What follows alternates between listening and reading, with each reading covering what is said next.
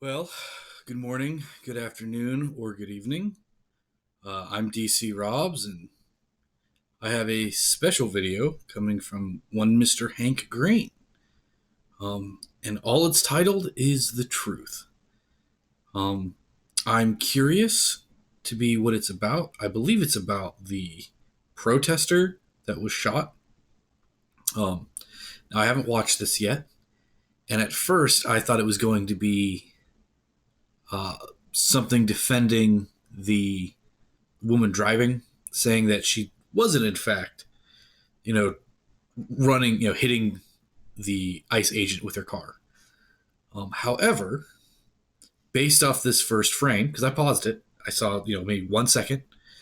I don't think that's what he's going to say. He might actually be saying, like, hey, guys, I don't support this, but the reality is she was, in fact, hitting him. So, this is my reaction to Mr. Green. I was trying not to make this channel Mr. Green, react to Mr. Green, but I'm a big fan of his. He is one of my favorites, and I think this is incredibly relevant. So, without further ado, this is a conservative's reaction to Hank Green's video, Truth.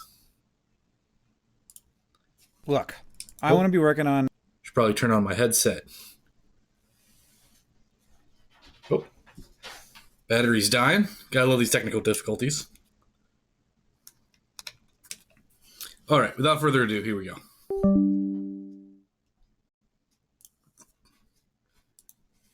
Videos about smallpox history and peat bogs and the ocean sunfish. And I would, of course, much rather this video be any of those videos. I don't want to be talking about this. I want very badly to be an internet science guy because that is a very good job with this fairly low stress. It's very interesting. But one of the things about being a science guy is that truth just feels really important.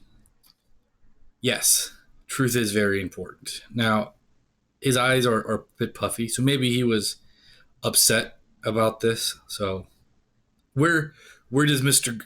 Hank Green land on truth? Because that's what science is, right? It's like a bunch of tools that we use to get a sharper and sharper understanding of reality. As we say a lot on this channel, everything we know is something we figured out. And if you're thinking, and I know some of you are, God, I wish Hank would stay out of politics. I do too. I don't. I think it's very important that, listen, you don't need to dive into every topic. You don't need to have an opinion about everything. But you get a vote. It's important that not only do you study what you care about, what you want to vote for, but you express that opinion, because you never know. Maybe the person to your left or right has a similar opinion, or you can persuade them, or they have information you weren't aware of. So we had to talk about these things. So, no, Mr. Hank Green, I want you to talk more about politics. I don't want to be here, but I can't stop thinking about Renee Good and truth. There are a lot of things that we don't know about Renee Good or the man who killed her. But there are things that we do know. We know that Renee Good turned her steering wheel so that her car would not be pointed toward the officer. Now, certainly the officer may not have noticed that, but we do know that if she had wanted to kill him, she would have acted very differently. And there's some other facts here, like that Donald Trump acted very differently, as in gunning it sooner. I mean, listen, these aren't clowns. These are law enforcement agents. I'm sorry, I don't like cops. I don't. But fact of the matter is, they are where the state meets the public. They are that point of friction to ensure that rules are followed and obeyed. And as much as I don't like them, we have to, in order to maintain a society, we have to fight these things in the court of law and not just disrespect people while they're trying to do their job. Trump said that she viciously ran over an ICE officer, which is not true. And Kristi Noem said that what she did was an act of domestic terrorism, and that is also not true. I was raised in the era of... Correct. Run him over is not true. Hit him? Yes. Act of terror? No.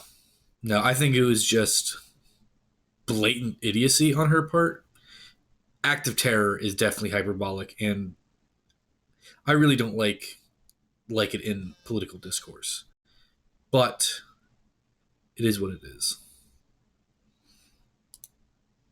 I did not have sexual relations with that woman. I know that politicians lie. But there's something different going on here. They have no chance of getting away with their lies. We all know that she was not a terrorist who ran over an ICE agent. Everyone agrees she would have taken very different actions if her intent were to kill someone. Now, there's probably some people composing a comment right now, either in their heads. Would they?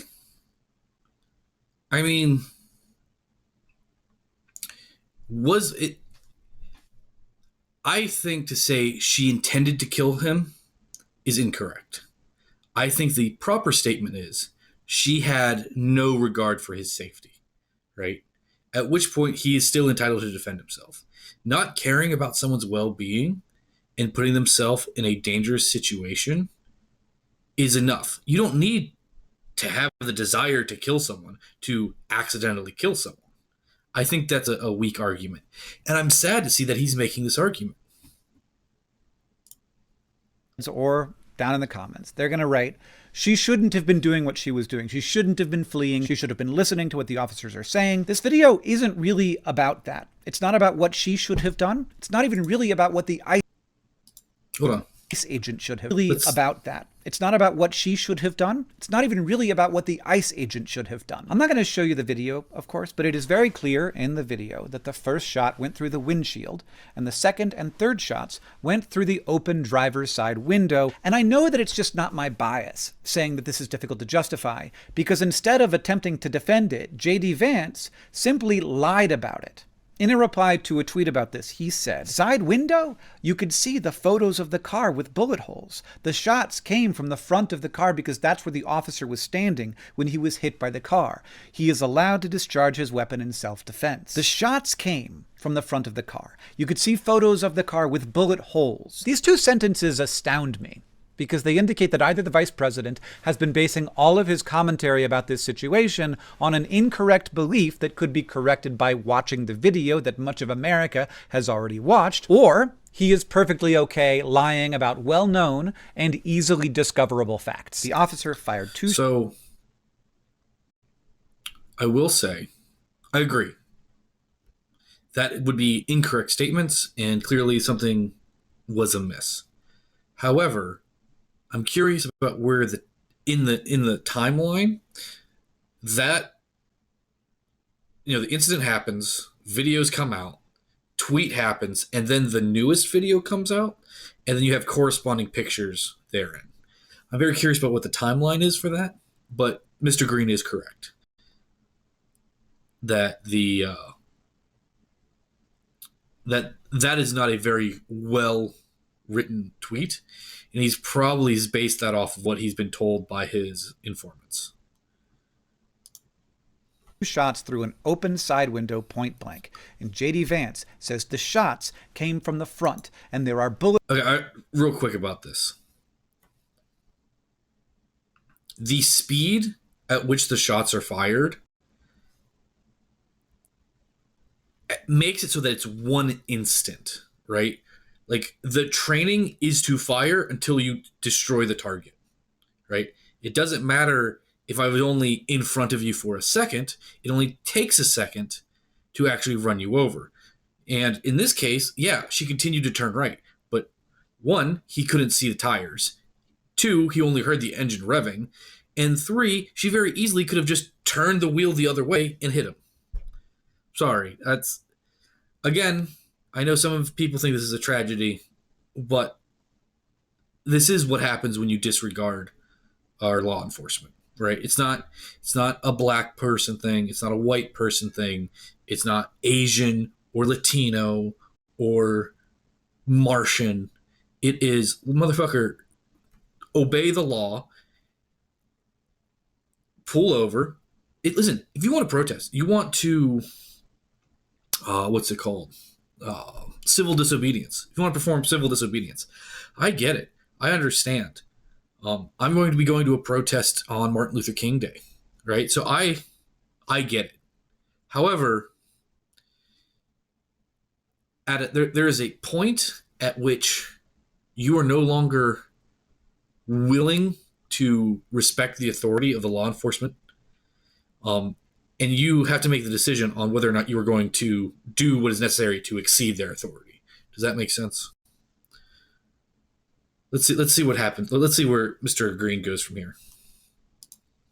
Bullet holes to back him up. These statements are not true. I don't know anyone who thinks these statements are true. These lies are about very simple, visual, concrete things that millions of people can independently verify for themselves.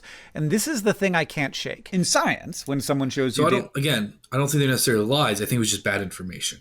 Now, saying you saw something when you haven't seen something is poor.